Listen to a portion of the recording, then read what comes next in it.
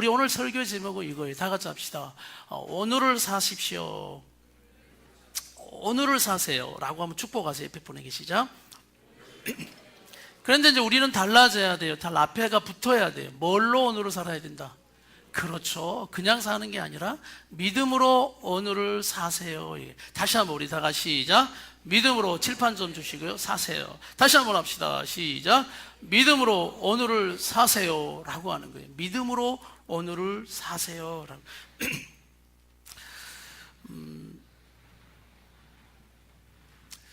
여러분, 칭찬은 달라요. 남녀가 듣는 칭찬은 결과가 다릅니다. 여자분들이 칭찬을 받으면 뭐가 생길까요? 모르니까 칭찬을 안 하시죠. 사랑이 생겨요. 사랑. 여자를 칭찬하면 뭐가 생긴다고요? 남자를 칭찬하면 뭐가 생길까요? 인정이 생겨요. 인정. 와, 나를 인정해 주구나 라는 인정. 그래서 남자들은 여러분 인정받는 거 좋아하는 거 아시죠? 그렇죠. 칭찬해 주면 남자는 인정을 받는다는 느낌을 받고요, 또 여자는 뭘 받아요? 사랑을 받는 느낌을 받는다고 이렇게 해요. 그래서 우리가 더 칭찬하고 격려하는 이제 그런 가정들이 되기를 바랍니다. 그래서 우리 여자분들은 칭찬하고 격려하고 하면은 이제 사랑받는 느낌을 받잖아요. 남자들은 칭찬하고 격려하고 인정하면 여러분 사랑받는다는 걸 뛰어넘어서 다 같이 여자분들만 따라했어요. 남자들은 목숨을 건다. 목숨을 걸어버리니까 그 남자들을 이렇게 그렇게 하시면 돼. 인정어치. 그러니까 막 운전하면 운전할 때도 뭐 어떻게 해야 돼요? 옆에서 이리 가라 저리 가라 그런 말 하지 말고 무조건 잘한다. 와 잘한다. 와 잘한다. 뭐 살짝 틀어져도 와 나 드라이브 시켜주려고. 그렇죠. 막 후진하면 어때요? 후진도 이렇게 잘하냐? 그런 남자들이 이런답니다. 나 이래가지고 서울도 갈 수 있다고 막. 그런 게 단순한 게 남자들인데 우리가 이게 남성, 여성의 특징을 잘 몰라서 늘 우리 가정의 우리 부부들이 또 늘 시행착오를 많이 겪어왔죠. 우리가 5월달 동안 굉장히 중요한 말씀들을 또 선포했고 중요한 말씀들을 여러분이 배우셨어요. 그래서 그 말씀들을 다시 한번 제가 정리할 때 핵심 단어들이 뭐고 또 여러분이 가서 적용해야 될 말씀들이 뭔지를 한번 보시고 오늘 제가 또 기록해 주세요라고 하면 적극적으로 기록해 주셔서 저한테 주시면 됩니다. 우리가 5월 첫 주, 둘째 주, 셋째 주, 오늘 이제 넷째 주니까 첫째 주에 나눈 말씀이 제목 기억납니까? 기억이 나면 감사합니다. 감사합니다. 자, 다 같이 합시다. 경험만큼, 사연만큼 뭐가 움직인다? 가정이 움직인다라는 말씀이 있어요. 자, 보세요. 당신이 경험한 것만큼 또 당신 안에 있는 사연, 상처가 있는 것만큼 가정은 움직인다 이 말씀을 했다라는 거예요. 자, 기억이 나죠? 자, 둘째 주에 우리 야유회 간 날인데 자, 여기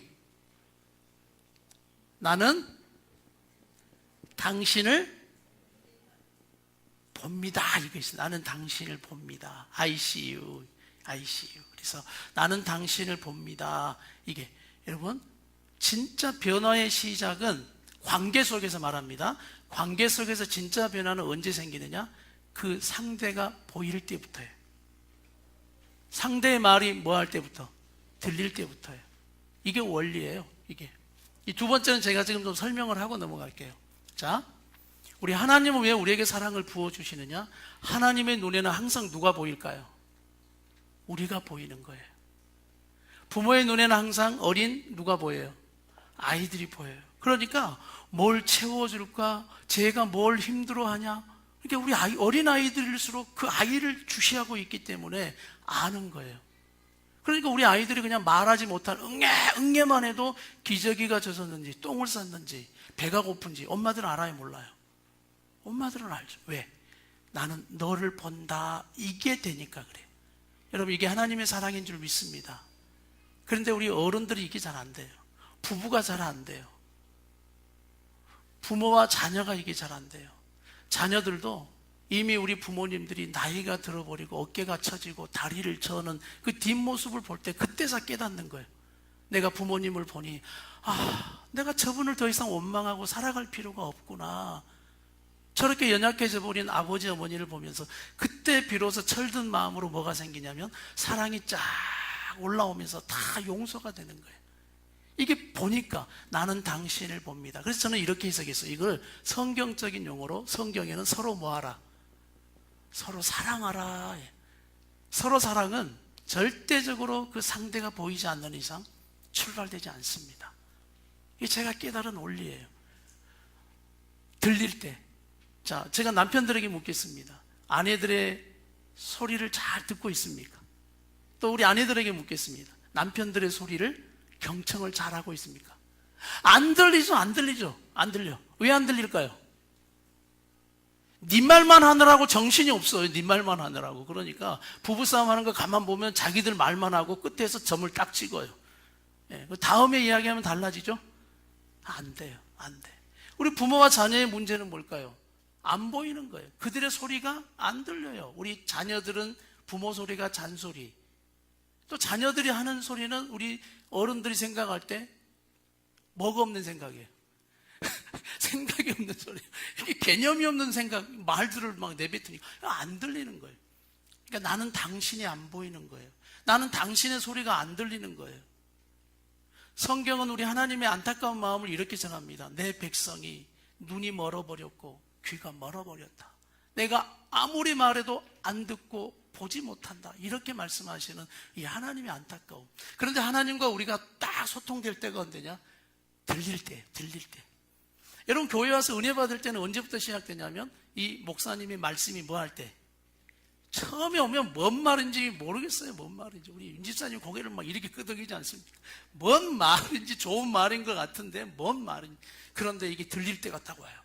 팡 하고 딱 들리기 시작하면 그때부터 내 안에 믿음이 쑥쑥 자라고 하나님을 향한 사랑이 쑥쑥 자라게 돼요. 왜? 나는 당신을 봅니다. 여러분, 심오한 우리에게 주신 하나님의 진리가 여기 담겨 있는 거예요. 그래서 서로 사랑은 나 혼자 사랑이 아니에요. 서로 바라보며 사랑한다라는 거예요. 제 아내의 소리가 들리기 시작할 때부터, 제 아내의 연약한 모습이 보이기 시작할 때부터 내 안에 더 많은 이해심과 이 좁아터진 밴댕이 소갈딱지 같은 남편의 마음이 넓어지기 시작을 한 거예요. 근데 그것은 하나님의 은혜가 임하니까 되더라고요. 하나님의 은혜가 임하면 놀랍게 눈이 열립니다. 귀가 열립니다. 그리고 막 들어줘요. 그러니까 여자분들이 제일 하여튼 행복한 삶을 살기 위해서는 뭐 해야 되냐면 남편들이 무조건 은혜를 받아야 돼요. 할렐루야. 그러니까 교회 갈 시간 되면 남편은 어떻게 해야 돼요? 아내는 안 가도 누구를 찾아야 돼요? 남편을 찾아야 돼요. 빨리 교회 갔다 오라고. 근데 남편들이 그러죠. 남편들이 니나 갔다 오라 이렇게 막. 근데 남편들이 은혜 받으면 무조건 여자분들이 행복해져요. 이 원리를 아셔야 돼요, 여자분들이. 그래서 우리 남편들에게 더 하나님의 은혜가 많이 필요합니다. 그래서 귀가 열리고 눈이 열려서 이제 서로 경청만 하고 우리가 그 마음으로 공감만 해줘도 다 해결될 문제들이 이게 팍 하고 막혀버린 이 가정의 문제와 관계의 문제들, 사단이 이걸 잘 알거든요. 악한 마귀와 귀신이 이걸 잘 알아요. 그래서 우리 모두의 눈을 가려놨고 귀를 닫으려고 애를 쓰는 겁니다. 여러분, 마귀에게 속지 않기를 축복합니다. 악한 귀신에게 지지 않기를 축복합니다. 그래서 항상 I see you. 아바타 영화 보면 이것이 인사라고 하지 않습니까? 사랑의 고백을 갖다 사랑해라는 고백을 않고 뭐라고 고백한다고요? I see you. 난 당신을 봅니다. 이렇게 되는 거예요. 우리 다시 한번 옆에 분 한번 마주 보시겠습니까? 네. 그래서 한번 고백해줘. 나는 당신을 봅니다. 네. 만약에 증거, 이게 증거되는데 옆에 분 보는데 여기에서 이런 게 올라와가지고 그냥 이걸로 그냥 한 대 그냥 때리고 싶은 마음이 있으면 여러분은 이제 이 서로 사랑이 아니고 뭐예요? 원수죠, 왼수. 왼수. 당신을 보면 그대로 이 증명이 돼요. 여러분, 아직까지 내 부모님을 바라보세요. 이미 나이 드셨어요. 그 부모님을 딱 바라보는데 나는 당신을 봅니다 하는데 여러분 안에 뜨거운 사랑이 올라오지 않으면 그냥 이렇게 고백하면 돼요. 하나님, 나 아직 멀었습니다. 이렇게. 내 아내를 바라보고 남편을 바라봐도 다 잠든 내 남편을 다 바라보면서 어떤 마음이 드세요? 고생한다. 어느새 머리가 많이 빠졌구나. 또 휘어졌구나. 이런데 그냥 저걸 확 그냥 이렇게 해버리면 이게 안 된다는 거예요. 여러분, 볼 때 여러분의 사랑이 증명된다 이 말씀이에요. 내 자녀를 바라볼 때 어떻습니까? 내 자녀들을 바라볼 때.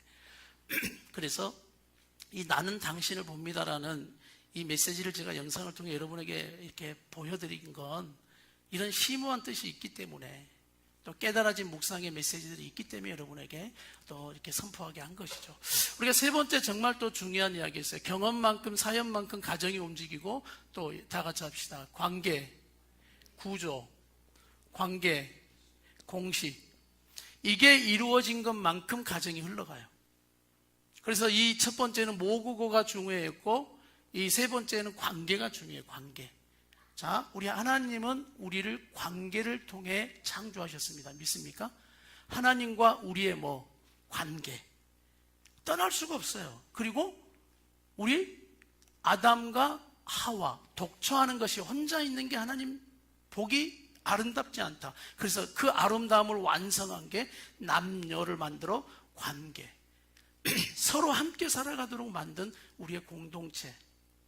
그러면서 가정을 출발하셨고, 또 자녀를 주시는 이 관계를 떠나서 살 수 없는 우리의 존재가 되게 하셨다, 이 말씀이에요.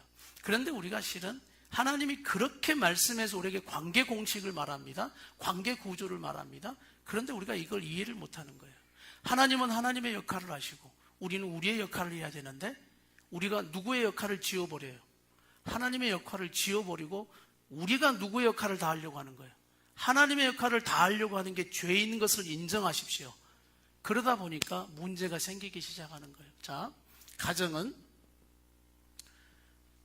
결국은 뭐라고 표현했냐면 사람이다라고 표현해요. 사람.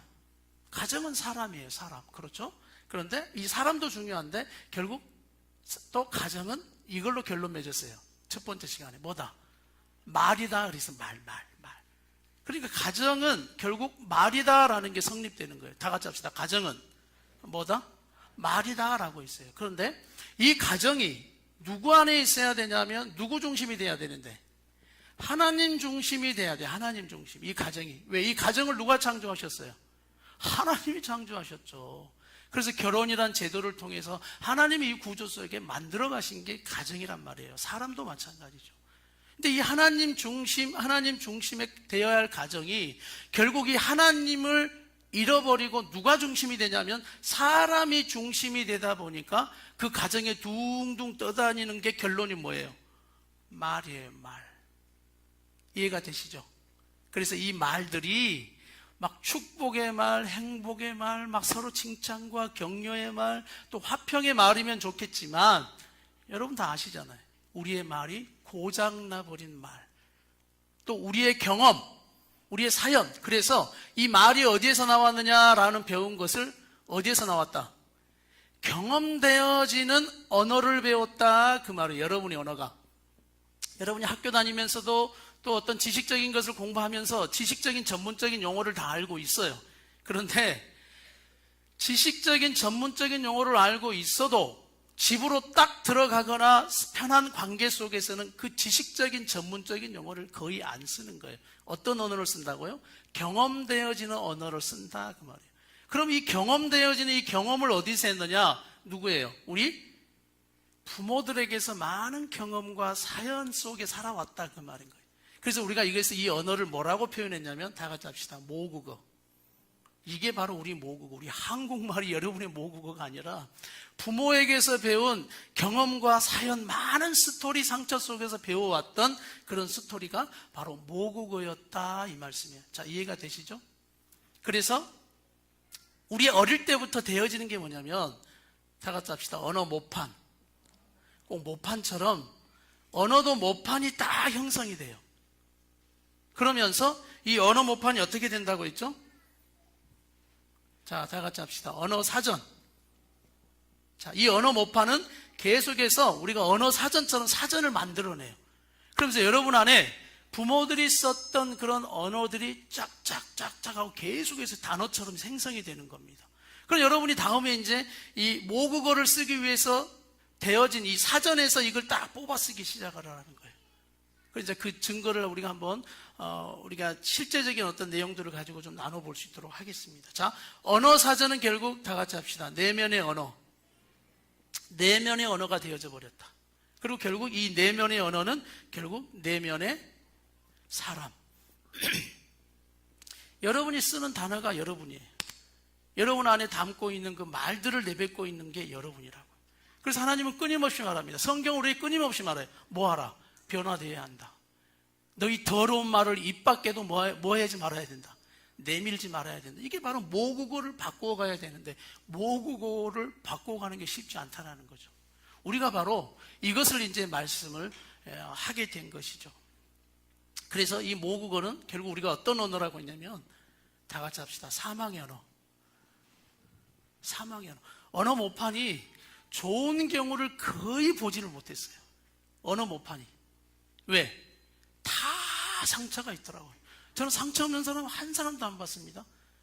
외국에 가서 집회도 해봤는데 다른 나라도 상처가 있더라고요. 상처 없는 인생은 없어요. 그러다 보니 그런 경험과 사연 속에 우리의 언어 모판은 고장 날 수밖에 없어요.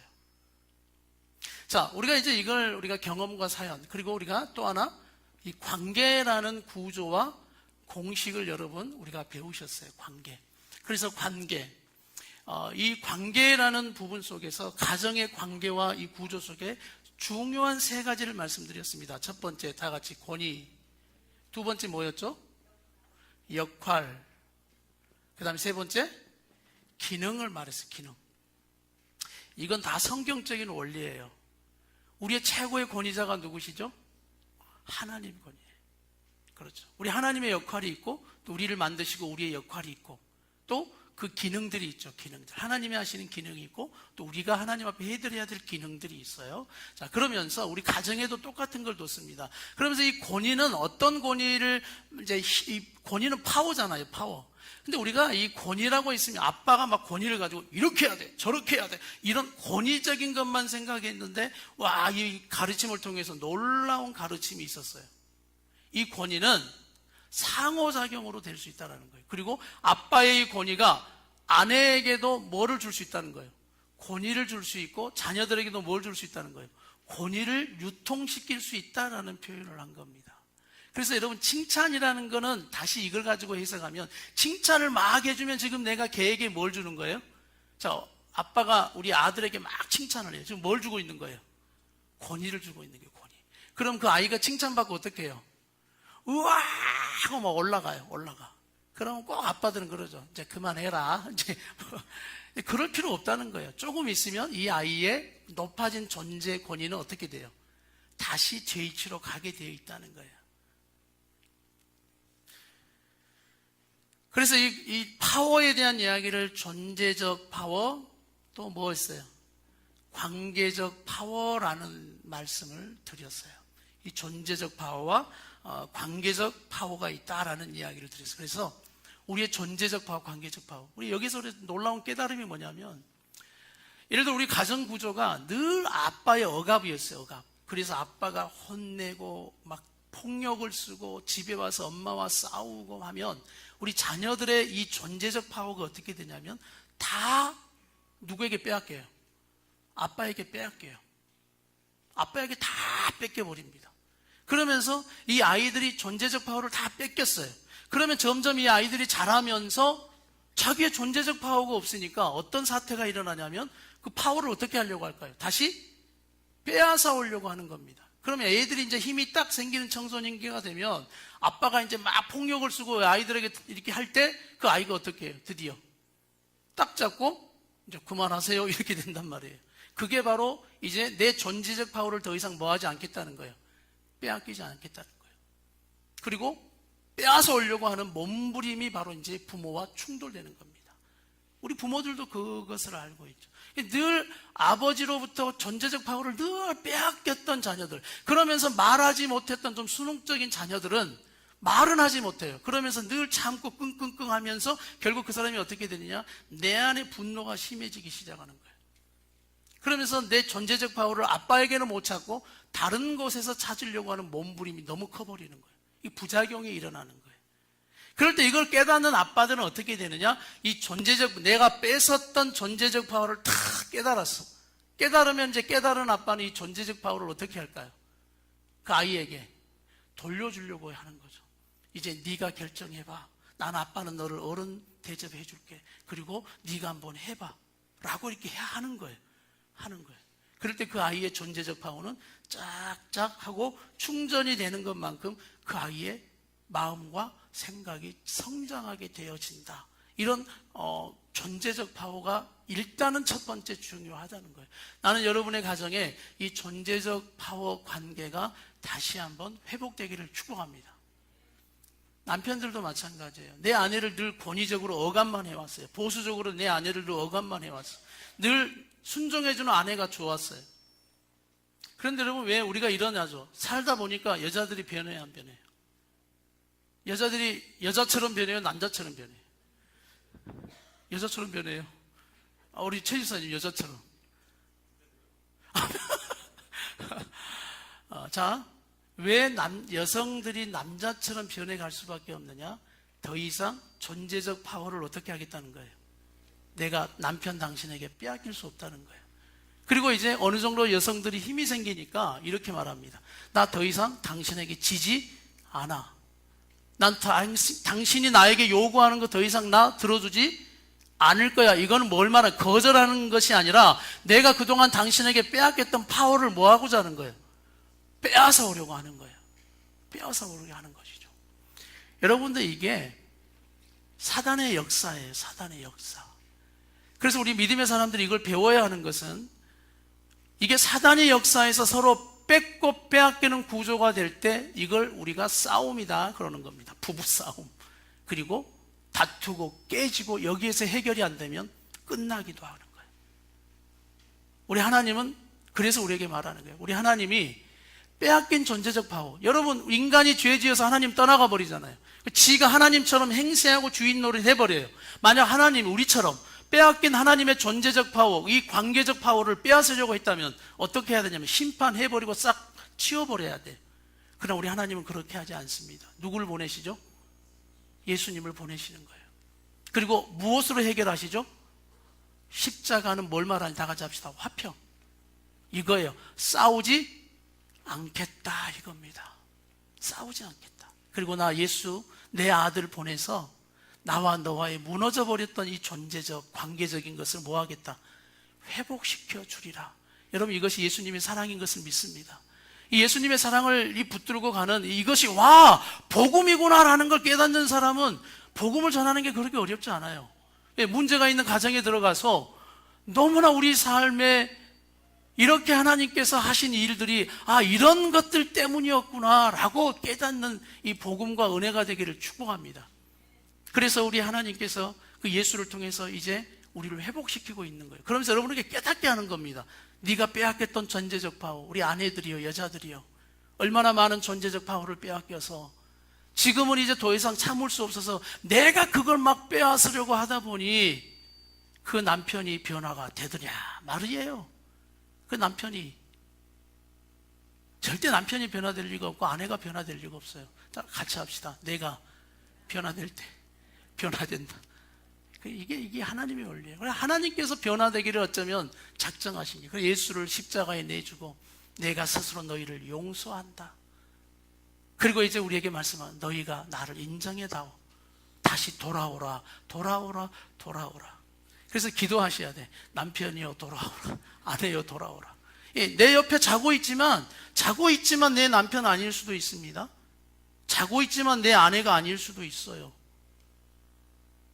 요즘은 육체적 이별이 아니고 정서적, 심적인 이별이 더 큰 이별이에요. 난 우리 함께하는 가정들의 회복이 일어날지어다. 그러면서 다시 한번 빼앗으려 하지 말고 남편들이 깨닫는 겁니다. 나는 당신을 봅니다. 그리고 내가 당신에게 빼앗았던 이 파워들을 내가 실수했네요. 잘못했네요. 하나님 용서하시고 내가 죄인이었습니다 라고 깨달아질 때 내 존재적 파워를 아내에게 계속해서 주게 되어져 있는 거예요. 우리 자녀들에게 주게 되어져 있는 거예요. 그럴 때 여러분, 놀랍게 가정은 회복이 될 것을 믿으시길 바랍니다. 하나님의 관심은 교회와 가정, 그래서 이 가정과 교회를 통해서 하나님의 선교와 구조와 하나님의 일을 하도록 만들어 두신 거예요. 그러나 손발이 묶여 있고 손발이 잘려 있고 눈이 가려져 있고 귀가 닫혀져 있는 이 몸이 일을 할 수 있겠습니까? 능력 있게 달리기를 할 수 있겠어요? 지금 이 현 시대는 가정과 교회가 묶여져 버렸다고 저는 생각해요. 오늘 저는 이 함께하는 교회를 통해 여러분이 이 말씀들을 통해 다시 하나님의 말씀을 통해 하나님이 원하시는 이 회복의 말씀들을 통해 진정으로 회복되어지는 가정과 우리 부부와 자녀와 또 여러분의 가정과 교회가 되기를 간절히 바랍니다. 그래서 우리가 이 관계적인 이야기를 이제 하면서 역할이 중요해요. 역할. 다 같이 합시다. 남편은 남편, 또 아내는 아내, 자녀는 그 위치에 그 위치를 딱 여러분이 지켜주셔야 하는 겁니다. 이제 그 역할들을 보면서 이제 이런 부모님들의 질문도 있어요. 어떤 거냐면 내 자녀들이 커버렸어. 내 자녀들이 커버린 상황에서는 이제 우리가 어떻게 해야 합니까? 뭐 더 이상 그들하고 이 회복의 어떤 여미가 있을 수 있습니까? 라는 이야기를 또 종종 듣고 또 그런 환경에 처하면 우리 부모님들이 어려워지기도 하죠. 그러면 이것을 우리가 포기해야 하는가? 그렇지 않습니다. 그렇지 않습니다. 오늘 그 가정에 다 같이 합시다. 가정의 중심은 이제 하나님이시지만 이제 우리 삶에서 하나님이 이렇게 말합니다. 너희 가정의 중심은 다 같이 하세요. 부부다. 부부라는 거예요. 부부. 자, 가정의 중심은 뭐라고요? 부부예요. 부부. 그래서 자녀들을 먼저 여러분 생각하지 말고 뭘 먼저 생각하시라고요? 부부예요. 부부가 회복되지 않는 자녀들과의 문제를 해결하려고 하면 할수록 답이 나오질 않아요. 그래서 부부 중심인 거예요. 그러면서 먼저 부부가 하나님 앞에 올바르게 믿음으로 영적으로 서가려고 여러분 믿음으로 노력하셔야 됩니다. 할렐루야. 그래서 이제 어떻게 해야 되냐면 이 부부가 샘플이 돼서 부부가 한번 해보는 거예요. 이런 가정이 있어요. 이런 가정. 늘 전쟁 중인 가정이 있어요. 우리 가정은 전쟁 중이다 아니다를 어떻게 판가름할 수 있느냐? 여러분 어떻게 판가름할 수 있죠? 이걸 어떻게 판가름할 수 있어요? 예를 들어 뭐 최주호 집사님 이럴 수 있어요. 예를 드는 겁니다. 이번 주 아무 일 없었어. 그럼 이런 질문을 하면은 어깨가 펴집니다. 목사님 이번 주 아무 일 없었어. 이제 이렇게 돼. 그럼 예를 들어 뭐 한 주간 2판 정도 싸웠어. 그럼 벌써 이런 질문을 하면 어떻게 될까요? 귀가 죽은 거죠. 고개가 딱 숙여지는 거죠. 혹시 나한테 질문할까봐. 제가 가정을 보겠습니다. 이러면 이제 고개를 딱 이렇게 되는 거예요. 이 집사님을 딱 제가 보면서 이 질문을 하면은 본인 안 싸웠네. 이렇게 딱 정면으로 이렇게. 전쟁 중인 가정은 첫 번째 특징이 이거예요. 긴장감이 있습니다. 긴장감. 뭐가 있다고요? 그래서 이 긴장감은 뭘 말하느냐? 싸우지 않는데도 불안해요. 어떤 불안이 있냐면 언제 싸울까? 이걸 기대를 합니다. 기대. 언제 문제가 일어날까라는 긴장감이 있다. 그러면은 100% 우리 부부는 우리 가정은 뭐 중이다? 전쟁 중이다. 전쟁 중이다. 이렇게 되는 거예요. 이게 그냥 이게 특징이에요. 그러면서도 갑자기 이렇게 이제 좋은 어떤 막 은혜, 뭐 교회 갔더니 막 말씀을 통해 예배를 통해 기도하고 이제 은혜를 받았어. 은혜 받고 부부가 집에 돌아가면 굉장히 분위기가 좋아집니다. 그러면서 막 이렇게 왈가닥 했던 아내들로 부드러워져요. 차 마실래요? 막 이렇게 돼요, 막. 그래. 그러면서 막 차도 내오고 남편들도 막 평소에 가만 퍼질러 앉아있던 사람이 일어나가지고 막 한다고 막. 그게 이제 오래가지 않는 게 우리의 모든 문제인데 오래가진 않아요. 그런데 아내들의 마음이 이 마음이 있다고요. 이게 언제 깨질까? 와, 행복해라는 그 짧은 시간만큼 불안은 더 오는 거예요. 이러다가 또 무슨 일이 있으면 벌써 이 마음에 긴장감, 그것은 전쟁 중이다. 그런 말씀이에요. 전쟁 중이다. 그러면 이게 이제 우리 자녀들과의 다 문제가 섞여 있습니다. 자녀들이 집에 있든 객지로 나가 있든 커버렸든 어리든 상관이 없어요. 자, 그러면 어떻게 이 전쟁이 종식될 수 있느냐? 어떻게 해야 되죠? 어떻게 해야 돼요? 이 전쟁은 어떻게 해야 돼요? 어떻게 종식시킬 수 있을까? 여러분, 북한이 맨날 뭘 자꾸 이야기해요? 예? 그래서 막 주위 나라에서 그거 하지 말라고 하는 게 뭐예요? 핵폭탄. 제발 그거 좀 하지 말라고. 뭐 하자고? 평화하자고. 우리를 좀 위협하지 말라고. 너희들 핵 가지고 있으면 우리가 불안해서 잠을 자겠냐는 거예요. 네가 핵을 보유하고 뭐 하면 우리도 뭐 하는 거예요? 계속 무기를 어떻게 하는 거예요? 전진 배치하는 거예요. 그렇죠? 그래서 옆에 분에게 축복하세요. 제발 좀 핵 보유를 하지 마십시오. 이렇게. 뭐 북한이 따로 있는 게 아니에요. 내 옆에가 북한이에요, 지금. 다른 거 걱정하지 말고. 자, 무기를 내려놓으셔야 돼요. 무기. 자, 이걸 제가 쉽게 해석할게요. 무장해제하는 거예요. 뭐 하자고요? 무장해제하는 거예요. 자, 자녀들이 이걸 느낍니다. 우리 아빠들이 다 큰 자녀나 뭐 어린 자녀나 아빠가 딱 등장했어요. 그럼 걔네들은 아빠를 어떤 눈으로 보는지 아세요? 어떤 눈으로 보냐면 여기다가 총 차고 칼 차고 여러분 따발총 차고 오는 아빠로 본단 말이에요. 결국 무장하고 온 아빠라는 거예요. 무장하고 온 남편이라는 거예요. 그럴 때 아이들이 어떻게 할까요? 긴장하죠. 그리고 뭔가 살려면 뭐 하겠어요? 방어벽을 쫙쫙 쳐놔야 돼요. 그러니까 벌써 말하기도 전에 어때요? 이거예요. 말하고 있으면 이래요. 안 되는 거예요. 이게 이제 계속 반복이 되면 아빠가 그 무기를 가지고 오지 않아도 아이들은 항상 이렇게 생각합니다. 아빠는 뭘 들고 왔어? 전쟁 중이죠. 그러니까 항상 아이들의 마음에도 전쟁 중인 거예요. 그러나 이걸 연습하는 거예요. 아빠들이 자꾸 뭐 하는 겁니까?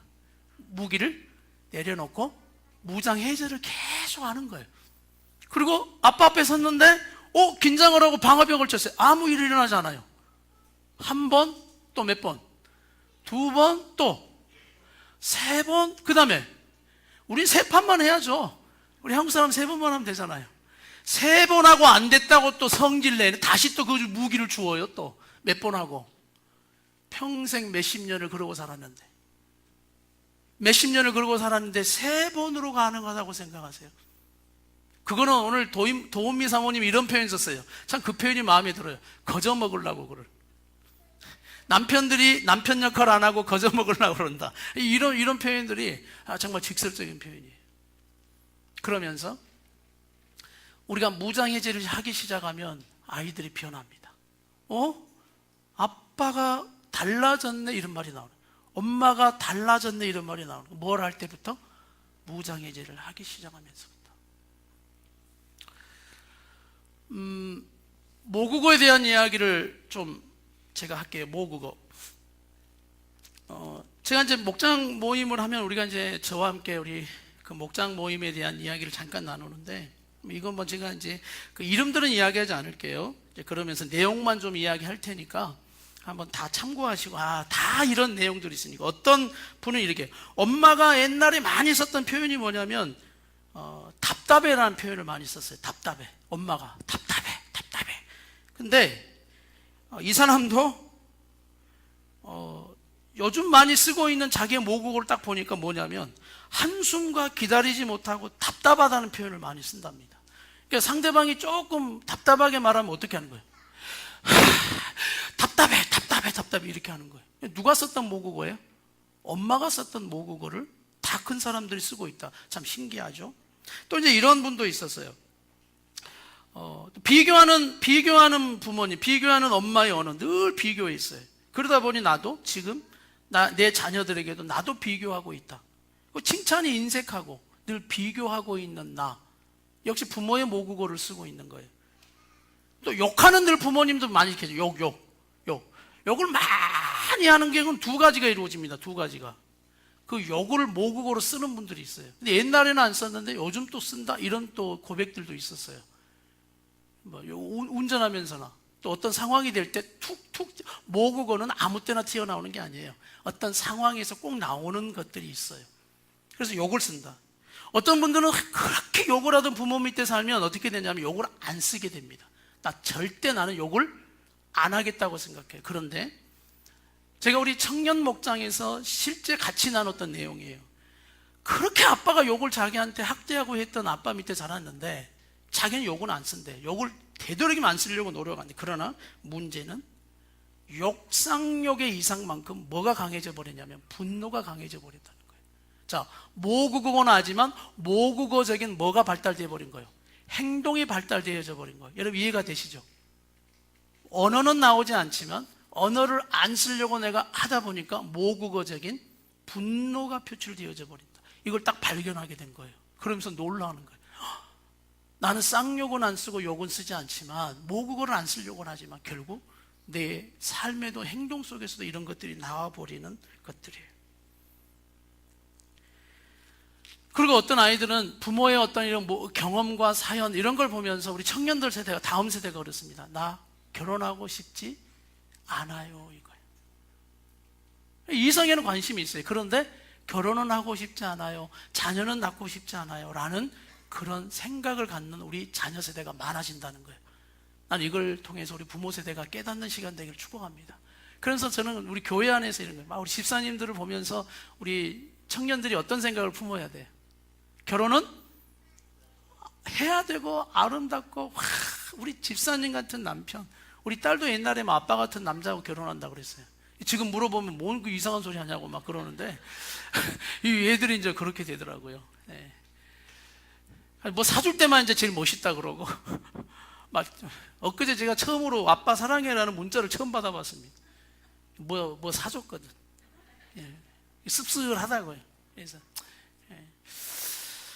우리의 이 모국어, 제가 이제 가정에서 이 말씀을 나누고, 저도 목사니까 저도 이제 이 말씀을 적용해야 되니까 나눴어요. 우리 아들과 우리 딸과 엄마 같이 해서 우리 모국어를 한번 살펴보자 했더니, 제가 이제 우리 예신이 선수 아들에게 물었어요.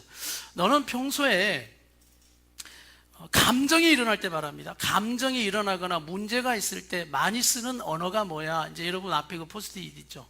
거기다가 이제 빨리 하나씩 떼세요. 자, 그것만 제가 체크하고 마칠 거예요, 이따가. 자, 우리 예신 전사가 이렇게 말했어요. 자기는 이런 말을 많이 한다고. 니아르세. 어떤 관계에서 문제가 생기면 뭐라고? 니아르세. 그리고, 야, 됐어. 이거. 또 그리고, 이거예요. 그걸 내 앞에서 이제 이야기를 하는 거예요. 근데 가만 그 아들의 고백을 듣고 있는데, 여기서부터 이제 우리 성령님이 내 가슴을 뭐 하는 거예요? 저 어디서 많이 듣던 소리 아니니? 라고 저에게 묻는 거예요. 가만 봤더니 세상에 내가 다 쓰는 말이에요. 걔에게 어렸을 때, 야, 결국 화가 나면 뭐 했어요? 제가 니아르세. 그리고 됐어. 너무 자연스럽게 나오죠. 제가 예전에 이렇게 했다. 그리고 말은 하기 싫고 또 참아야 된다. 그러면 좋게 이렇게 참고 나왔으면 되는데, 꼭 그 앞에서 이제 말은 하기 싫지만 뭔가는 표현해야 되니까 어떻게 했겠어요? 그러고 나오는 거예요. 우리 김영호 집사님 똑같다 그 말씀이에요 지금. 그러면서 제가 재밌는 이야기, 우리 예전에 우리 예선수 아들 어렸을 때 막 혼을 냈어요. 혼을 내면 대답도 안 하고 고개 막 쳐박고 있는, 아빠가 말하면 좀 쳐다보라고. 그래가지고 이제 다음에 이제 혼을 냈는데, 그때는 쳐다보더라고요. 어떻게 쳐다보냐면 이렇게 혼을 내고 있는데, 그러니까 쳐다보고 있으니까 반항한다는 느낌이 드는 거예요. 가지고 머리를 팍 때리면서 아빠가 말하는데 쳐다보고 있다고 그렇게 이야기했어요. 그랬더니 울면서 그러더라고. 그러면 이 앞에는 쳐다보러가 있는데 어째야 되냐고. 그러면 이제 그때 제가 적절하게 제가 이 고백을 드렸더니, 그 전날 우리 김영우 집사님, 우리 소리랑 그런 일이 있었더라고요. 우리 아이들이 이렇게 좀 곤란합니다. 곤란해. 그래서 제가 우리 예신 전사의 그 고백을 들으면서 나 막 웃었어요. 와, 웃으니까 왜 웃는지를 다 몰라요. 내가 너에게 썼던 이야기잖아. 그리고 제가 아들에게 말했어요. 미안하다. 내가 너에게 그런 말들을 너무 내뱉어서 어느 사이 니도 모르는 언어 모판이 되어져 버려요. 변화는 됐어요. 그리고 어떤 말을 써야 되는지는 알지만 자기도 모르는 언어 사전이 되어져 버렸다는 거예요. 그러니까 어떤 감정이 올라오고 할 때 그런 언어가, 그 언어를 빨리 적으시라고. 여러분 포스트잇에다가 내가 감정이 올라오거나 또 문제가 생겼을 경우나 관계 속에서 내가 자주 쓰는 거 2개씩만 적으세요. 2개씩만. A4를 줘야 되는데 죄송하고요, 2개씩만 적으세요. 이거 꼭 적으셔야 돼요. 그래야만 여러분이 알아요. 나는 아무 말 안 한다, 그것도 적으세요. 그거 좋은 거 아니에요. 나는 아무 말 안 한다 적으세요. 왜? 우리 자녀들 중에 이런 고백을 했어요. 아무 말 하지 않는 아빠 때문에 그 친구도 아무 말 하지 않아요, 문제가 생기면. 왜냐하면 미안해라는 고백을 한다든지 어떤 고백을 해줘야 되는데 아무 말 하지 않는 언어 모판이 되어버렸어요. 그러니까 언어 사전에 단어가 있는 거예요, 없는 거예요? 없는 거예요. 꺼내 쓰지를 못하는 거예요. 이런 문제가 생겨요. 그러니까 한번 적어보세요. 2가지씩만 적어주세요. 네. 그리고 제가 우리 딸하고도 대화했어요. 딸하고도 대화했는데 제가 우리 딸에게는 이런 이야기를 했어요. 아빠가 쓰는 언어 중에 네가 힘들어하는 말들이 있니? 라고 물었습니다. 그때 우리 딸이 저에게 이렇게 말했어요. 아빠나 엄마나 나에게 날마다 똑같은 이야기를 하고 있다고. 그 어떤 이야기니? 그랬더니 이런 이야기. 네가 애기냐? 이제 좀 어른처럼 해라. 이 말이 그렇게 힘들답니다. 그러니까 상황은 맞아요. 상황을 변명을 하자면 너무나 여러분 어른들 들어보세요. 정리를 안 해요. 그리고 휴지 아무데나 버려요. 그리고 애기처럼 너무 하는 거예요. 그러면 우리 어른들 어때요? 네가 애기냐? 좀 이제 네가 중학생이고 하니까 어른처럼 좀 해. 이런 말 당연히 해야 돼요, 안 해야 돼요? 그렇죠. 그런데 이게 너무 힘들다는 거예요. 이거 어떻게 해야 돼요? 우리의 이해의 선을 넘어선 어른들의 이해의 선을 넘어서 버렸잖아요. 그럼 우리 청소년들하고 대화할 수 있을까요? 내 이해의 선을 넘어가 버렸는데? 근데 제가 놀라운 걸 발견했어요. 알았지만 실제 임상실험을 통해 놀라운 걸 발견한 게 뭐냐면 이 아이가 정리해라, 청소해라, 화장지를 주워라 이 말을 듣기 싫어하는 게 아니라는 거예요. 어떤 말을 싫어한다는 거예요? 나는 아직까지 애기인 것 같은데 네가 애기냐? 어른이다 말이 싫은 거예요. 뭔 말 싫은 거예요? 앞에 말이 싫은 거예요. 앞에 말. 자, 왜 앞에 말이 문제냐면 우리의 언어가 그 아이의 존재를 건드려 버리기 때문입니다.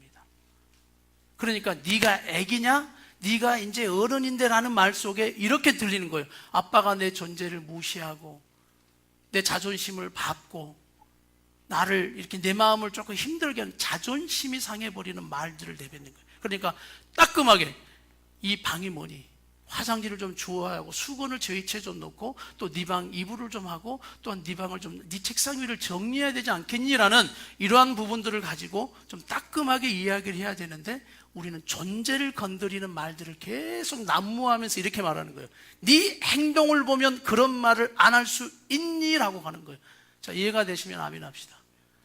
그래서 존재적 파워를 뭐 해버린 거예요? 빼앗아 버리는 거예요. 이게 싫다라는 이야기였어요. 그래서 제가 깨달았어요. 그래, 아빠 엄마 이제 네에게 네가 애기냐? 이제 이런 이야기 안 할게 그랬어요. 그래, 안 할게. 너는 딱 중학생이야. 그래서 중학생으로서 네가 해야 할 일을 좀 이렇게 했으면 좋겠어. 제가 이제 바꾸기로 우리 결의를 했습니다. 우리 가정은. 그리고 또 이제 또 하나가 있었어요. 또 하나 이야기 하더라고요. 우리는 100가지가 있는데 지금 2가지인데 하나 더 소개하자면 세상 따라가지 말란 말이 그렇게 싫대요. 왜냐하면 이제 목사니까 우리 예솔이가 자꾸 세상 친구들 하는 걸 따라 화장도 막 하려고 하고 막 이거 하려고 이것도 해보고 저것도 해보려고 하잖아요. 그래서 제가 자꾸 이야기했어요. 로마서 12장 2절 이 세상을 본받지 말고 네가 오래 받은 하나님의 말씀이지 않냐. 그래서 뭘 따라가지 말아야 된다. 세상을 따라가지 않는 딸이 되어야 되지 않겠냐. 막 이렇게 믿음으로 권면했죠. 그런데 힘들대요. 왜? 그게 한 번이 아니고 자꾸 나는 이게 뽑아 쓰는 언어가 되다 보니까 이렇게.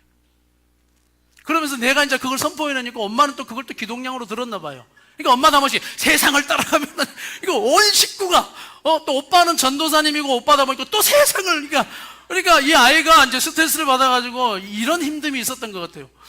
나 교회도 다니고 믿음도 있고 조금 화장을 좀 할 뿐이고 그런데 자꾸 온 집안 분위기는 내가 어떤 사람이 된 것 같아요?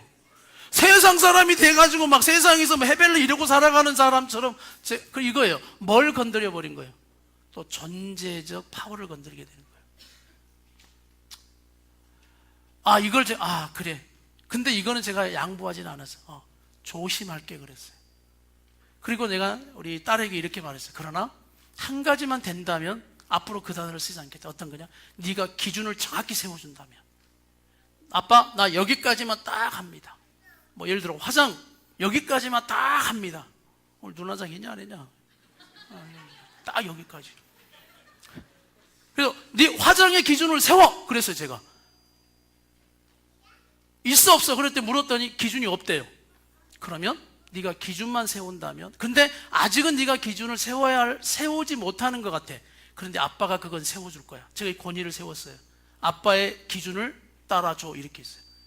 그리고 어떤 일이 있어서 이 딸을 최근에 제가 혼냈어요. 딱 세워놓고 앞으로 화장은 여기까지 쫙 막 눈화장에서 볼 때 아주 이제 점점 이 기준을 안 세웠더니 눈화장 들어가고 볼터치 들어가고 좀 있으면 강시가 될 판이에요 이게 지금. 그래서 도저히 이건 안 된다. 그래서 제가 딱 그었어요. 눈화장 안 돼, 볼터치 안 돼.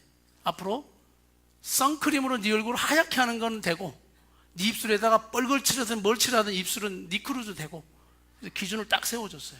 그리고 네가 세상 친구들을 보면서 기준을 정확하게 세우지 않는 이상 아빠는 이 말을 너에게 한 번씩 그렇게 할 것이다라는 협의를 했습니다. 합의. 예, 받아들이셨죠? 예, 그렇죠. 그래서 우리 예솔이 박수 한번 쳐주세요. 그래가지고 여기 보니까 막 화장도 절제하고 있고요. 막 그렇게 되고 있어요. 예, 제가 왜 이걸 소개하냐면 이제 부족하지만 이렇게 부모님들이 해주셔야 돼요. 그러니까 물러서지 말아야 될 건 물러서지 않고 또 아이들에게 해야 될 거나요. 그리고 아이들의 경청과 공감하고 내가 어떤 단어를 통해 아이들의 존재를 건드리고 있는 그 단어를 우리가 계속해서 언어 모국어를 어떻게 해야 돼요? 자꾸 걷어낼 수는 없지만 안 쓰면 사라진다고 했어요. 안 쓰면 돼요. 할렐루야. 그 여러분의 마음에 묶여있는 것들을 풀어가면 된다라고 말씀을 드렸습니다. 여러분 적으셨어요? 대표들이 빨리 걷어오세요. 그 두 가지 저기 빨리 기록해 보세요. 예.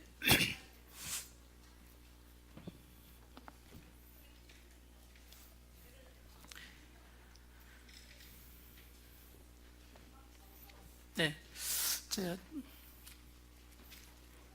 오늘 조금 시간이 좀 갔는데 제가 이거 한번 같이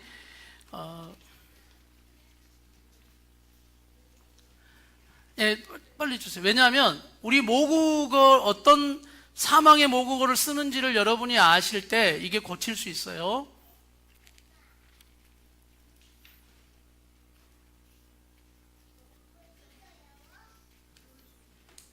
여러분의 언어 사전이 그렇게 훌륭하지 않습니다. 뭐 단어가 많지는 않아요. 거의 여기 비슷하게 나올 거예요. 예, 제가 알죠. 제가 보기만 해도 지금 다섯 개가 똑같아. 지금 다 주셨어요? 우리 어른들이 많이 적으셨어야 되는데. 자, 제가 이걸 그냥 일단 구겨서 버릴 거예요. 예, 상징적으로 침묵한다. 생각 중이다 그 말이에요. 이게 애들이 굉장히 힘들어요. 이거 내버려 둬라, 내버려 두어라. 이런 모국어. 자, 아무 말 하지 않고 한숨만 쉰다. 예, 그리고 됐어. 그리고 또 집에서 나가라.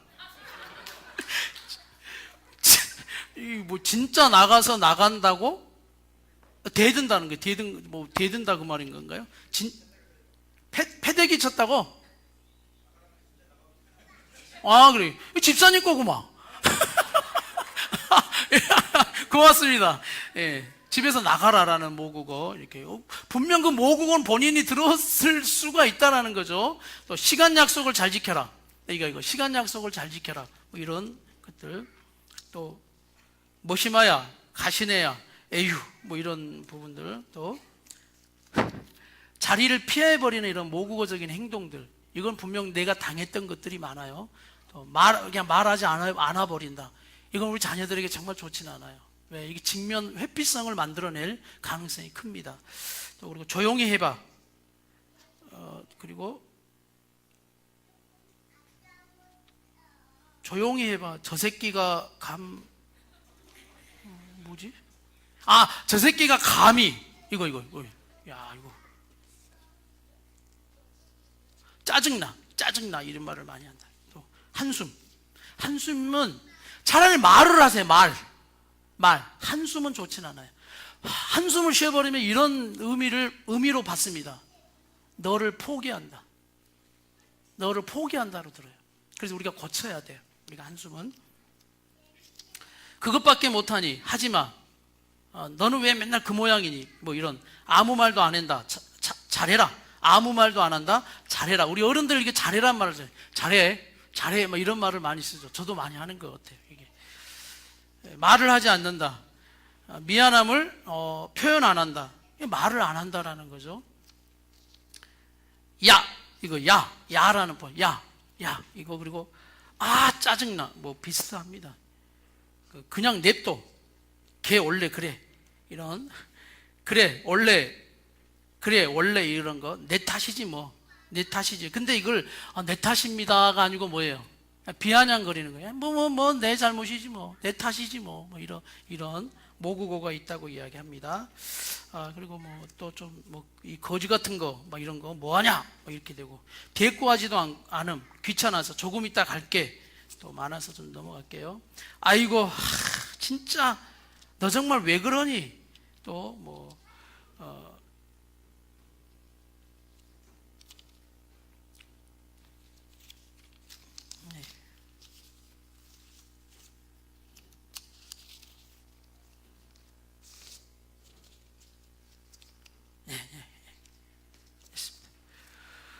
통계상 나왔습니다. 우리 함께하는 교회는 아무 말 안 한다. 한숨파로 결정됐습니다. 한숨파. 안 돼요. 그래서 우리가 이런 모국어를 생명의 언어로 계속 바꿔가야 합니다. 그래서 배우셔야 돼요. 배우셔서 우리가 또 권위를 잘 세워가고 역할을 잘 세워가는 이제 그런 또 가정들이 되길 바랍니다. 한번 제가 우리 자녀 세대들의 이 관계, 구조, 공식만 한번 몇 가지 쭉쭉쭉 나누고 오늘 말씀을 마무리하겠습니다. 나눈 내용이에요. 우리 부모님들 잘 들어주시면 좋겠습니다. 부모들의 이 존재적 파워, 관계적 파워를 잘 하지 못하는 결과들이 우리 자녀들에게는 이런 일들이 일어나요. 또 우리도 그랬지만, 자 보세요. 첫 번째 사람, 어떠한 의견을 냈을 때 항상 무시되어지는 것 때문에 존재적 파워를 뺏겠다고 생각했고, 말해봤자 소용없으니 난 이야기하지 않을 거야 라는 내적 명세를 함. 그러나 내 감정을 잘 받아들이는 사람을 만나면 모든 것을 이야기하는 반대적인 성향을 띈. 그러니까 아무나 나를 좀 받아준다고 생각하면 그냥 확 다 쏟을 수 있다 그 말이에요. 이게 좋지는 않죠. 엄마와 나 사이의 관계적 파워가 유통되어지지만 일방적으로 엄마보다 더 큰 파워로 나갈 때가 많다. 이러면 문제가 생겨요. 엄마는 또 무시당한다라고 생각, 엄마 존재 파워를 빼앗아가 버리는 경우도 될 수 있습니다. 역할이 바뀌어 버릴 수 있어요. 딸이 갑자기 엄마가 돼서 막 지시한다든지 이렇게 될 수 있어요. 자, 또 이런 친구가 있었어요. 어렸을 때 존재적 파워를 잃게 되는 상황에서 내적 명세를 통해, 내 안에만 내적인 명세를 통해 내 존재적 파워를 많이 차려려고 했다. 관계적 파워는 가정 가운데서 서로 유통이 되는 것 같다. 부모님이 나에게 관계적 파워를 유통시키기도 하고 나도 부모님을 의지하며 유통해 주는 것 같다. 이 관계는 부모가 많이 딸에게 의지하는 경향이 될 수도 있어요. 그러니까 딸이 상대적으로 엄마 아빠가 나에게 뭘 많이 주네? 파워를 많이 실어주네 라고는 하지만 부담스러워할 수도 있다는 거예요. 역할이 바뀌어버릴 수 있기 때문에. 또 부모님을 하나님의 권위에 순종해야만 알고 있고 온전한 순종이 되고 싶지만 그 과정에 아직도 내가 권위를 가지고 결정하려는 부분이 많이 있다. 하나님의 관계에서도 말합니다. 자, 또 어떤 친구는 이렇게 말해요. 학교 생활의 고민이, 학교 생활에서 또래들과의 관계에서 존재적 파워를 잃는다라는 생각이 많이, 우리 교회 지금 우리 자녀들 이야기입니다. 지금 학교 관계 속에서 이 친구는 존재적 파워를 뺏긴다라는 생각이 드니까 학교 생활이 좀 힘든 거예요. 그리고 가정에서는 아빠가 자신의 관계적 파워를 많이 세워주는 것을 느낀다. 그런데 기능과 역할을 나눌 때 자신이 아내, 엄마, 누나, 언니의 역할을 한 번에 주어져 벅찰 때가 많다. 하지만 받아들여야 되는 것으로 생각해서 요즘은 많이 괜찮다. 하나님 권위 앞에서는 많이 습관화되어져 버린 나 자신을 발견했다. 또 어떤 친구는 이렇습니다. 가정에서 엄마 아빠의 권위적인 모습으로 인해 지금은 자매들끼리만 관계적 파워를 유통시키고 있다. 그래서 중요한 결정이나 어떤 문제가 있을 경우 부모님과 소통을 하지 않는다. 자신이 오히려 집안일을 하고 있고 엄마를 챙기는 모습을 보며 내가 오히려 엄마의 기능을 하고 엄마의 역할을 해버리는 거예요. 그러면 엄마는 오히려 딸같이 나를 의지하고 있는 생각이 많이 든다. 자, 역할이 바뀌어버렸죠? 문제죠. 이 아이들에게는 굉장히 이것이 힘듭니다. 재정적인 부분에서는 내가 관리하려고 하는데 예전 부모님이 관리하던 것처럼 분위기가 그러니까 아이의 존재적인 것들을 세워주지 못하고 빼앗아 버리는 경우가 되는 겁니다. 이것도. 또 이제 본인 이 신앙적인 고백도 있어요. 하나님과의 관계적인 파워에서 내 자신이 60%, 하나님은 40%인 것 같다. 그래서 자신이 생각하는 대로가 할 때가 많다. 이런 고민들. 그러면서 또 하나님의 말씀을 배우고 알아갈 때 내가 믿음이 생기면 생길수록 어느 때는 또 믿음으로 살기도 좀 힘들 때가 있다. 그러나 가서 또 예배 드리고 할 때 그것을 이길 수 있다라는 믿음적인 또 고백도 있습니다. 또 어떤 친구 이거예요. 고등학교 때 때리는 아빠를 힘으로 막아 빼앗겼던 존재적 파워를 억지로 찾으려 했던 모습을 또 보았다. 지금은 아빠랑 대화를 많이 하려고 노력한다. 그런데 기능과 역할에서는 아빠는 아빠로서 잘하고 있는 것 같지만 아빠가 분노했을 경우에는 무너져 버리는 것 같다. 네. 또 어떤 친구는 이런 고백을 했습니다. 어떤 일에 대한 결정권을 내게 주지 않았다. 예. 엄마가 내게 어떤 일에 대한 결정권을 주지 않고 존재적 파워를 많이 빼앗아가 버린 거죠. 책임만 요구하는 어머니가 답답해 왔다. 그래서 지금 나는 어떤 일을 결정할 때 별로 의논보다는 조급하게 결정해 버리고 통보식이 많다. 이렇게 되는 거예요. 그리고 또 어떤 친구도 이 앞에 있는 친구와 비슷하다. 내 의견이 거절당할까 봐 먼저 결정해 버리고 부모님에게는 통보하는 식으로 말해버린다. 그럴 땐 또 여전히 그런 자녀를 보면서 우리 부모들은 어떤 파워를 뺏길까요? 존재적 파워를 뺏기는 거예요. 그러면서 관계가 이렇게 파괴가 되는 거예요. 이놈이 지 마음대로 하네 라고 하면서 부모의 권위가 사라져버린 것처럼 속이 상하는 거죠. 그러면서 이 가정 안에 이러한 우리가 존재적 파워와 관계적 파워를 우리가 지금 5달 동안 말씀을 나누면서 이걸 정말 우리가 어떻게 세워져 가야 하는가.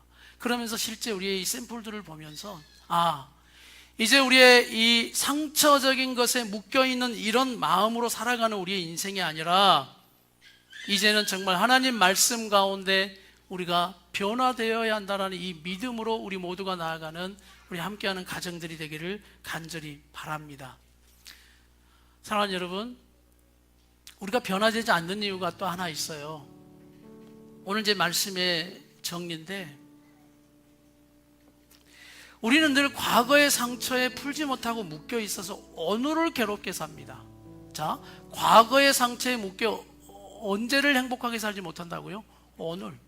그리고 내일, 아직 오지도 않는 내일, 내가 어떻게 하지도 못하는 내일을 불안해하고 염려하면서 오늘을 또 근심 이후로 살아가는 거예요. 그러니까 결국은 과거와 미래 때문에 뭐가 망쳐져 버려요? 오늘을 망쳐버리는 거예요. 그리고 참 재미있는 게 예를 들어 우리 청소년들이 잘 바뀌지 않는 이유가 있어요. 우리 청년들이 잘 바뀌지 않는 이유가 있어요. 왜냐하면 게임을 막 하고 있어요. 근데 우리 어른들을 볼 땐 중독이에요. 게임 중독이에요. 그런데 이 아이들이 왜 당장 그게 고쳐지지 않느냐? 이 아이들의 생각 속에 이게 있습니다. 내일은 될 거라는 생각을 하고 있어요. 내일은 내가 이거 끊을 수 있고 내일은 내가 할 수 있다는 생각을 가지고 있어요. 그러니까 지금 하지 못하는 거예요. 우리 어른들도 마찬가지입니다. 마냥 그런 생각을 하고 있어요. 내일 뭐 할 수 있겠지라는 자꾸 우리가 지금 해야 할 일과 지금 우리가 살아갈 것을 언제로 자꾸 미루신다고요? 내일로 자꾸 하는 거예요. 그럼 내일은 또 오늘이 되잖아요. 오늘 또 안 하는 거예요. 왜? 내일이 있으니까 뭐. 그래가지고 제가 바램이라는 노래 특송하면서 사모님 그 연습할 때마다 저에게 그랬어요. 잘해. 덩그러니 혼자 있진 않겠죠. 이거 안 들으려면 잘해 그러더라고요. 그래서 제가 그 야외에 밥 먹으면서 그랬잖아요. 야, 사모님 자꾸 그래서 내가 잘해야 되겠더라 이런 말 하니까 와, 죄송한데 우리 이경승 원사님 한마디 날렸죠 그때. 나를 봐. 다들 저는 근데 이 권사님 은혜 받았어요. 그 말에. 그 말을 딱 듣는 순간 제 귀에는 이렇게 통역이 되는 거예요. 있을 때 잘해라라는 하나님의 음성으로 들리더라고요. 그 자리에 남자들이 있었잖아요. 다 잘 들었을 겁니다. 예. 그래서 또 하나 기쁜 게 뭔지 아세요? 와, 우리 이 권사님 그것이 상처여서 막 숨기고 살아가는 인생이 아니라 오히려 그것을 건강하게 농담처럼 또 메시지처럼 이렇게 이야기해주는 드러내주는 권사님이 참 멋있고 아름답게 보이는 거예요. 권사님 그 담대함으로 살아가십시오. 그래서 하나님이 더 권사님의 삶을 어떻게 인도하실까를 기대하고 살아가십시오. 너무 기뻤어요. 그러면서 우리 모두가 내일로 여러분의 신앙과 여러분의 회복을 미루어가는 여러분 되지 않기를 축복합니다. 지금이에요. 지금. 어거스틴은 이런 말을 했어요. 그리스도인들은 영원한 현재를 살아간다. 와, 저는 이번에 이 말씀을 주면서 이 메시지가 내 가슴에 팍 들어온 거예요. 그리스도인은 영원한 뭘 살아간다? 현재를 살아가는 거예요. 그러니까 참 보세요. 이런 말을 했어요. 자, 과거는 과거고 미래는 미래인데 왜 이게 현재가 되느냐? 자, 보세요. 과거는 기억하는 현재. 자, 다시 과거는 뭐라고요? 기억하는 현재. 와, 멋있잖아요. 그러면 내일은, 미래는 뭘까요? 미래. 기대하는 현재. 이 현재에서 기억하고 이 현재에서 또 뭘 하는 거예요? 기억하는 거예요. 여러분 절대 과거로도 가지 마시고 미래로도 먼저 가지 마십시오. 지금 과거에 어떤 일이 있었다 할지라도 지금 내가 다 풀어버리고 용서하고 내가 지금 기억하며 그것이 나의 교훈이 될 수도 있고 또한 어떻게 나아가야 할 하나님의 은혜가 될 수도 있고 하나님이 어떻게 인도하셨는가에 우리 방향이 될 수도 있어요. 할렐루야. 그리고 미래, 지금 기대하는 미래. 하나님, 우리 가정 내일을 더 기대합니다. 그래서 내가 오늘을 더 잘 살겠습니다. 믿음으로 오늘을 살겠습니다라는 말씀의 결론이 우리 삶 가운데 되어지기를 축복합니다. 마지막 우리 김혜자 지금 집사님인지 권사님인지는 모르겠어요. 신앙생활 참 잘하셔요. 옛날 담배 골초. 옛날 예수 믿지 않는 사람 중에 한 사람이었지만 예수 믿고 나서 변화를 굉장히 많이 이렇게 한 분 중에 하나가 김혜자 권사님이신가요? 예, 권사님이신. 네. 이분이 백상예술 대상에서 대상 받으셨잖아요. 그러면서 멋있는 말을 수상소감해서 저는 그분의 신앙 고백으로 들리더라고요. 그러면서 그 고백을 듣는 모든 연예인들이 감동받고 눈물을 흘리는 그런 수상소감. 오늘 마지막 이 김혜자 우리 권사님의 이 수상소감이 하나님께서 우리에게 들려주시는 마지막 음성인 걸 믿고 여러분 들으시길 바랍니다. 우리 청소년 부모를 두고 어린 부모를 둔 우리 부모님들 막 어느 때 우리 자녀들 문제로 힘들죠. 그럴 때 여러분 나이 드신 분들에게 가가지고 한번 물어보세요. 나이 드시면 권사님이나 어떤 분들에게 가서 아유 이렇게 힘들다고 내가 애들 때문에 힘들다고 그러면 우리 그 나이 드신 분들이 뭐라고 이야기할까요? 답이 하나입니다. 성경 이야기예요. 성경 이렇게 말하더라고요. 다 지나간다. 이렇게 이야기해요. 다 뭐한다? 다 지나간다. 그러면서 뭐라고 그러냐? 속도 모르고 그럴 때가 좋은 줄 알아라. 이렇게 이야기를 하는 거예요. 그리고 또 한마디 더 하시는 거예요. 지금은 전화도 안 와. 지금은 찾아오지도 않아. 그래서 우리가 문제인 것 같지만 우리가 그 문제 때문에 우리의 어려움 때문에 나는 오늘 은혜를 누리고 믿음으로 살 수 있는 오늘 지금을 잃어버리지 않는 우리 함께하는 성도들 되기를 축복합니다. 금이 몇 가지가 있어요. 적금이 있고 현금이 있고 순금이 있어요. 여러분 뭘 선택하시겠습니까? 자, 적금, 현금, 순금. 시작. 현금. 역시 현금을 좋아하시군요. 근데 저는 이 세 가지를 다 버릴 수 있는 금이 또 제겐 하나 있어요. 뭐냐면 지금.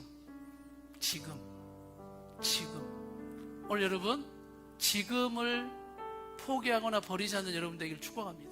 하나님의 은혜는 지금 있고 우리가 살아갈 시간도 지금밖에 없고 내일이면 어떻게 될지 모르는 우리의 인생과 시간들을 여러분 그렇게 허비하지 말고 지금 이렇게 행복하고 기쁘게 또 지금 우리가 한번 이겨보고 지금 누려보고 지금 풀어보고 지금 또 어느 때는 싸워보기도 하고 또 지금 우리가 그렇게 하나님 은혜 가운데 나아가는 우리 함께하는 성도들의 가정이 되기를 축복합니다.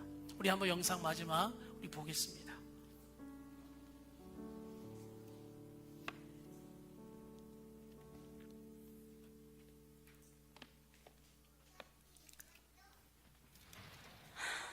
내 삶은 때론 불행했고 불 꺼주세요. 때론 행복했습니다.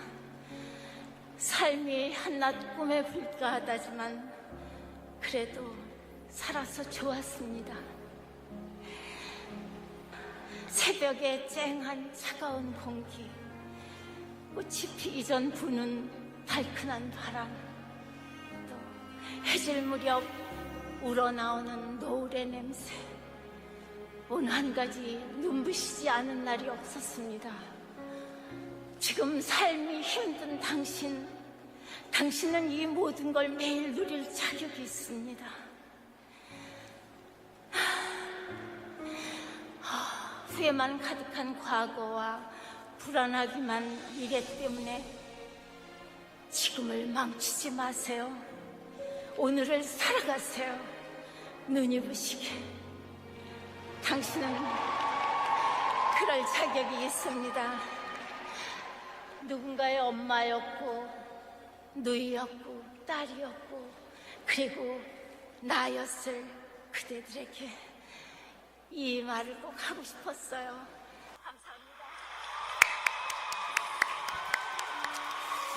감사합니다. 이제 마지막 좀 찬양을 바꿨으면 좋겠습니다. 우리 감사해요라고 한번 우리 감사해요 깨닫지 못했었는데 우리 마지막 우리 찬양하고 우리 또 봉헌하고 예배를 마치겠는데 우리 같이 이 찬양으로 한번 우리 서로 한번 또 축복하면서 나갔으면 좋겠습니다. 우리 감사해요. 우리 가사 비춰주시겠습니까? 이 찬양의 가사를 여러분 고백하면서 감사해요 깨닫지 못했었는데 내가 얼마나 소중하고 보배롭고 존귀한 자인 줄. 여러분 오늘을 믿음으로 살아가는 오늘 하루하루가 됐으면 좋겠어요. 특히 마음에 힘듦이 있고 괴로움이 있고 고통이 있는 분일수록 오늘 이 말씀을 더 붙드십시오. 어떻게 내가 해야 할지 또 방향을 잃어버린 분일수록 오늘 다 같이 한번 선포합시다. 믿음으로 오늘을 살겠습니다. 그래서 오늘 내 남편과 아내의 행복을 미루지 마시고 내 자녀와의 행복을 미루지 마시고 우리 자녀들과 함께 믿음으로 오늘을 사세요. 그리고 옆에 분 한번 이 시간 쳐다보십시오. 얼마나 귀하고 또 소중하고 존귀한 자를 우리에게 만나게 하셨는지 우리 한번 축복합시다. 당신은 소중하고 존귀한 자입니다. 시작.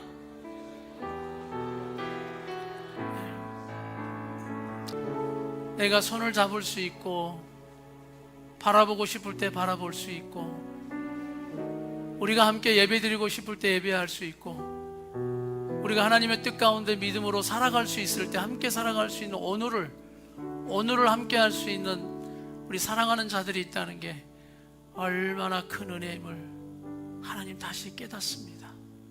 오늘을 잃어버린 자 되지 않게 하여 주옵소서.